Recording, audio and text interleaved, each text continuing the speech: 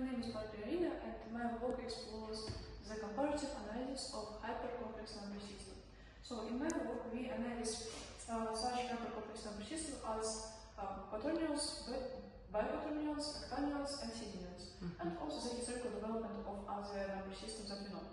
So, at first, I would like to tell you with historical development, we have such types of numbers: natural numbers, integer numbers, rational numbers, and irrational numbers. And we can use them to solve some equations. For example, x plus 2 is equal to 3, we can see that x is equal to 1. Or for example, in irrational numbers, so where x square is equal to 2, we know that x isn't natural. It is equal to plus minus square root of 2. Then, and for complex numbers, if you have the equation x square is equal to minus 1, we know that x is equal to plus minus e. Where e square is equal to minus 1, it is by definition. So we know that all real numbers we can imagine in the line. For example, -1, 0, or the square root of 2.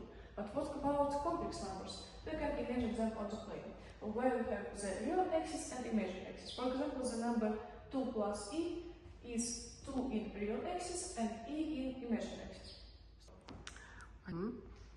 But it is only a plane. For example, if you have 4-dimensional space, it is quaternions. So here we have the dimension is equal to 4, and it is a plus be plus cg plus dk, where a, b, c, d are real.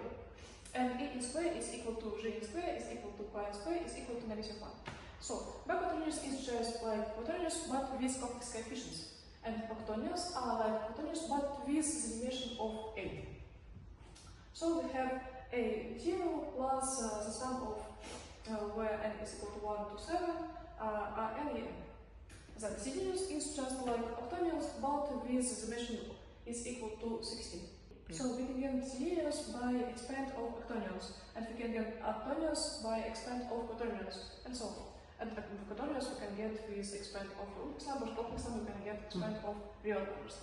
Then about practical application, we can use our hypercomplex systems in robotics, aerospace, 3D graphics, signal and image processing, theoretical physics and string theory, and in quantum mechanics, for example, to quantum computers. In conclusion, I would like to say that we can use hypercomplex number systems to build the bridge between pure mathematics and practical applications of mathematics.